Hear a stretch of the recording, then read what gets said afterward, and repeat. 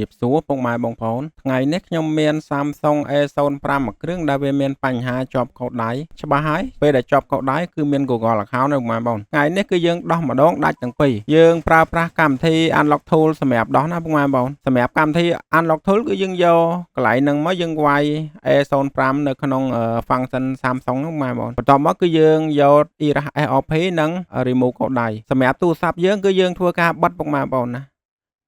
ពេលដែលយើងបិទជាប់ដៃកោដអញ្ចឹងគឺយើងចុច volume ទាំង3ខាងគៀនវាណាបង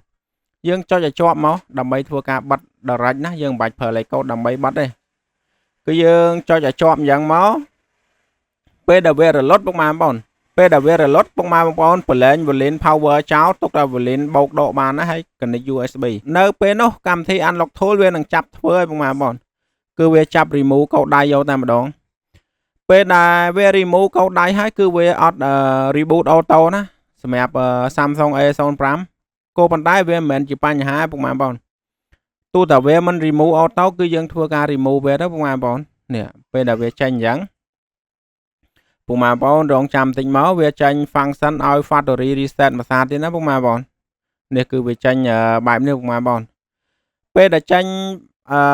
បែបនេះហើយនេះពេលដែលចេញបែបហ្នឹងបងគ្រាន់តែ select យក function factory reset មកយើង format វាមករួចរាល់បន្ទាប់មកគឺយើងរងចាំមកសន្ទុះណាបងយើងធ្វើការរងចាំដើម្បីឲ្យម៉ាស៊ីននេះវា reboot ដល់ function ដែលយើងត្រូវការ connect ទៅ menu វាគឺយើងធ្វើការ connect មកនេះបងអញ្ចឹងវាដល់នឹងហើយយើងធ្វើការ connect វាមកសម្រាប់កន្លែងនេះវាមិនជាបញ្ហាទេបងគឺវាអត់ជាបញ្ហាសម្រាប់យើងធ្វើទេគឺយើងធ្វើខុសគឺយើងអាចបកក្រោយធ្វើម្ដងទៀតបានណាអញ្ចឹងសម្រាប់កន្លែងហ្នឹងបងអាចចុចខ្លួនឯងក៏បានអាចមើលវីដេអូចុចក៏បានអត់អីទេបើបងចង់ឆាប់រហ័សបងធ្វើការទស្សនាវីដេអូទៅបងធ្វើការចុចទៅតែបើសិនជាបង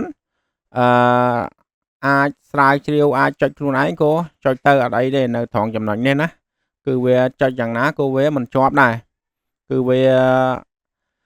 ទូរស័ព្ទនេះគឺវាយើងធ្វើការ remove កោដដៃនិង remove SOP នៅក្នុងពេលតែមួយយកតែម្ដងអញ្ចឹងគឺវាមិនត្រូវជាប់អីទៀតទេហ្នឹងហើយបងនេះសម្រាប់ Samsung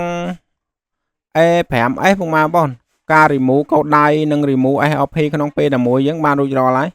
គឺអត់មានជាប់អត់មានអីទេគឺវារួចរាល់បាន 100% អញ្ចឹងនៅក្នុងវីដេអូនេះគឺមានតែប៉ុណ្ណឹងទេបងជាចុងក្រោយកុំភ្លេចជួយចុច Subscribe Channel មួយផង Follow Page Like Share ដើម្បីជួបគ្នានៅវីដេអូក្រោយអរគុណជំរាបលា